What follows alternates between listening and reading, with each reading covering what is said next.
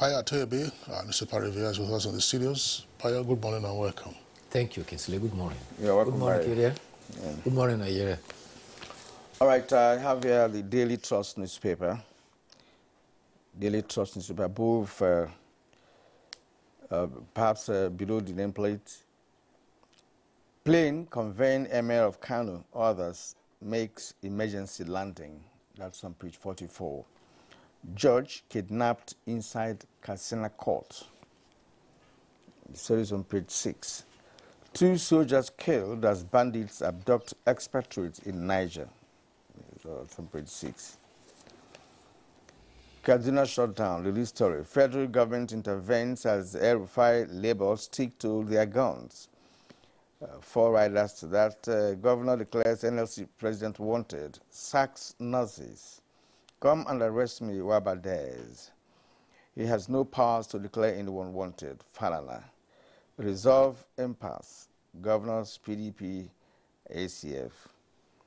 All right, the photo story there is that of the alleged thugs hired to disrupt the procession yesterday in Kaduna.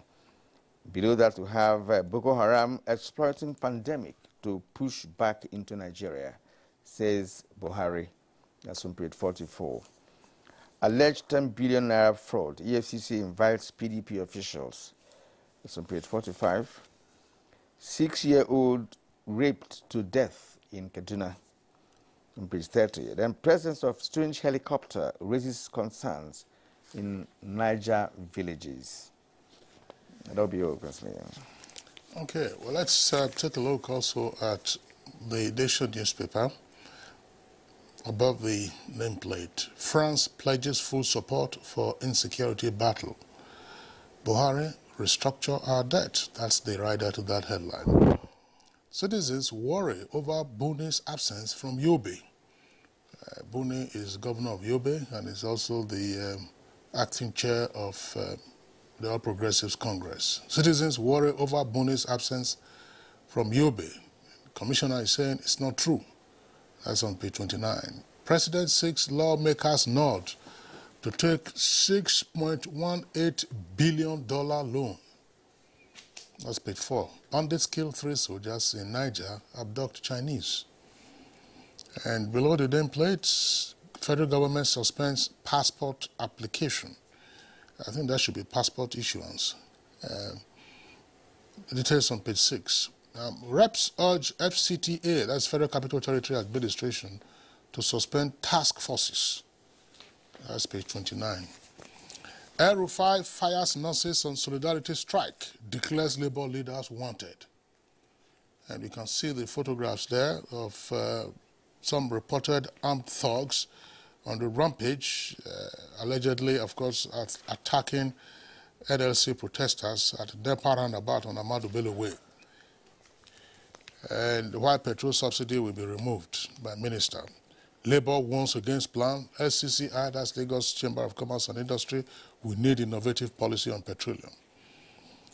IG orders policemen to be ruthless with secession agitators. And special operation inaugurated. And it says Adamawa declares 3-day mourning for Monarch, 25 cars for Nasarawa chiefs. Ayo. Thank you, Kinsley. Well, let's start with the news coming from Paris, where President Muhammadu Buhari has sought the cooperation of France in the war against terror in Nigeria. In an article published in Le Point, the president says Boko Haram has taken advantage of COVID-19 to push back into Nigeria. He called for deepening of anti-terror cooperation to overcome the scourge, especially in the aftermath of the death of the president of Chad.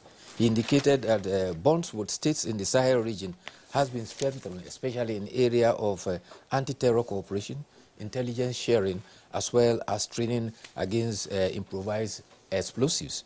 He called for France, Great Britain, United States, and the European Union for further military and humanitarian assistance. Meanwhile, while the president is away, his letter seeking approval for external borrowing of $6.18 billion, equivalent of $2.3 trillion, was read on the floor of the National Assembly. The loans are part of the budget deficit in the 5.602 trillion in the 2021 Appropriation Act. The loans are sought for the purpose of from multilateral and bilateral lenders, as well as international capital market, through issuance of euro bonds. The 2021 Appropriation Act, which has already been signed into law, has a combination of a tenure for these loans that have been sought from time ranging from 5 to 30 years. The loans are meant for specific capital projects in the 2021 Appropriation Act, which is already law. They are priority projects in areas of power, transportation, agriculture, rural development, education, health, and defense. It may be recalled that in December 2020, Debt Management Office indicated that our public debt stood at 32.9 trillion naira, or $86.3 billion. With this indication, if this is approved and it says true, the dollar component of our debt will rise to about 92.48 billion, equivalent of 35.2 trillion naira. Meanwhile, coming to Kaduna, the 5-day warning strike called by the Nigerian Labour Congress entered its second day yesterday. Markets and other places were opened, quite unlike the first day where many of them were shut. Hoodlums attacked protesting labor processions, and Governor Nasir El-Rufai has declared Ayuba Waba wanted, saying he should report to the police he is to be tried for economic sabotage. Labour leader Waba has fired back, saying the governor lacks the power to declare him wanted. He assessed that strike is legal, protest is also legal. He says after 5 days warning strike, the action will be scaled up. Already, Joe Ajero of the Electricity Workers Union has threatened nationwide blackout if power is there to be restored in Kaduna. Also, NUPEN President William Akporea says that federal government should call the governor of Kaduna State to order. Otherwise, NUPEN will occasion a nationwide withdrawal of services. There have been appeals from the Governors Forum, the Progressive Governors Forum, as well as Northern Governors Forum. They are all calling for calm and restraint. They want progress to be achieved and not chaos. Therefore, Kaduna State government and Labour should return to negotiation table. They call for de-escalation to enable both parties come to settlement. Some youths rallied to the government house, Kaduna, yesterday, proclaiming their support for the actions of the Kaduna State government. Meanwhile, there's a fallout from the strike, which is very, very sad. A 2-day-old baby, was in an incubator and was on oxygen support. Unfortunately, because of the strike, the nurses switched off the oxygen and discharged the mother of the baby from the incubator. The State Ministry of Health has been trying to trace out for baby and mother to find out if they are alive and to provide any support they can for the baby and the mother. Meanwhile, Governor Nasir El-Rufai has announced the sack of nurses and some lecturers who participated in the strike. And in Delta State, the Governor Ifeanyi Okowa has dissolved his cabinet, removing ending the tenure of all the commissioners, members of the State Executive Council. This time, this includes the Chief of Staff to the Governor, as well as the Secretary to the State Government. He says the action is part of effort to restructure governance for better service delivery. Meanwhile, the loot of £4.2 million recovered from a former Delta State governor is said to have been arrived in Nigeria and accredited its naira equivalent to the covers of the federal government. The Delta State government, outgoing Commissioner of Information, Charles Anyagu, says that there is optimism that federal government will return the recovered fund to the state. Said talks are strong and ongoing. The amount returned is actually £4,241,017 pounds and 66, I think, pence. Well, I mean, many interesting stories. The one on the Ibori loot, I recall that when the story first broke about the British government willing to return the money to Nigeria, the federal government saying that the money will go into its coffers. There was quite some argument as to whether the federal government is the rightful owner. If the former Commissioner of Information in Delta says negotiations are ongoing with the federal government, that is heartwarming, because clearly it is not the federal government's money that was looted. If the federal government had spent some resources, of course, in trying to get a loot back, that would be cost of recovery. But the money rightly and rightfully belongs to the people of Delta State. Yeah. Now, don't take the money directly to Delta. The federal government could then act as a trustee. Let Delta State government indicate particular projects to be funded, and then the federal government, of course, will now be the one releasing the funds, so that, I mean, as the argument has been made, the money is not relooted. I'm not saying that those who are in office will do that, but that I think is the proper thing to do. It's not that the money belongs to the federal government, belongs to Delta State. In fact, there is no argument about where the money, came from. Although if it's a Boris loot, then it's from Delta State, right? Go back to Delta State. But there are some nuances. There are some nuances coming from there. If federal government has spent some money in the course of,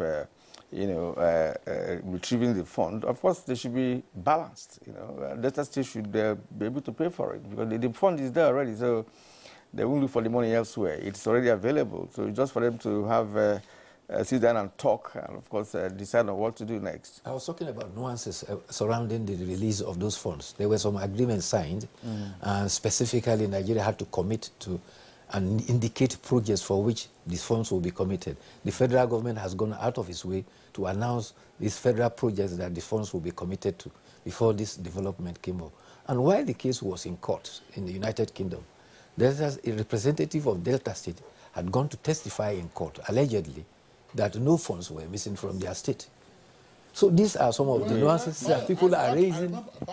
I'm sorry to jump in. I remember that point was made. Yes. Now, if there was such a testimony that no Delta funds were missing, fine. The judgment indicates that, look, monies were stolen. James Ibore, at the material time that the offenses were committed, was not an agent or officer of the federal government. Yes. He was an agent and an officer of Delta State. And the projects, if you recall, the projects that were identified were Lagos-Ibadan Expressway and Kano, Kaduna, and some other projects, not anywhere in Delta, not anywhere in the South-South. So the argument has always been, why are you going to use Delta recovered assets to fund projects not in the Delta State, not in the South-South? And I think that is just plain common sense, if not an equitable call to say, look, yes, the federal government needed to make that argument to be able to retrieve the funds. Perhaps it was an oversight in the course of the negotiations to say, okay, we're going to use these funds for projects in the Niger Delta, or specifically in Delta State. Delta State is not the most developed state in the Federation. No. Let's face it. So and they have a number of issues to deal with in terms of infrastructure and so on and so forth. Well, let's leave that to Delta State government and federal government to see how they will come up. The other one on the Kaduna action being undertaken by NLC, where we are seeing the consequences of the 5-day warning strike. The story you just talked about, nurses going on strike and unplugging oxygen supply to a baby in an incubator. In an incubator. Well, they have said that they are going after those nurses, and of course, I'm sure they will draft charges, either attempted murder or murder, depends on what happens ultimately. It's these are the kind of consequences you feel. But the bigger question, and I think I raised this yesterday, the bigger question is, are we going to continue this situation where state governments, local governments, or even the federal government is spending a huge chunk of its resources on emoluments for civil and public servants?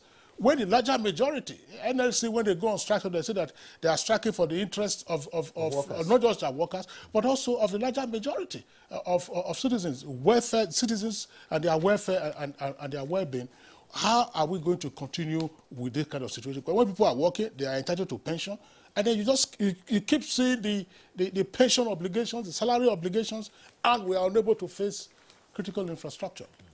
The other story Kirian read is the gunmen have invaded a Sharia court in Bauri Zaka village and abducted the judge. It was a Sharia court judge, Alhaji Hussein Ismaila.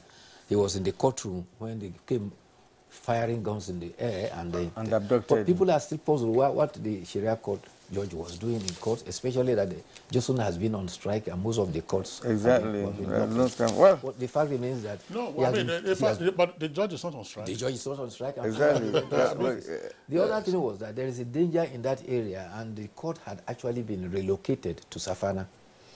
All right, Bayo, let's end it there. Thank you indeed for analysis. Let's see you again tomorrow for more on newspaper review.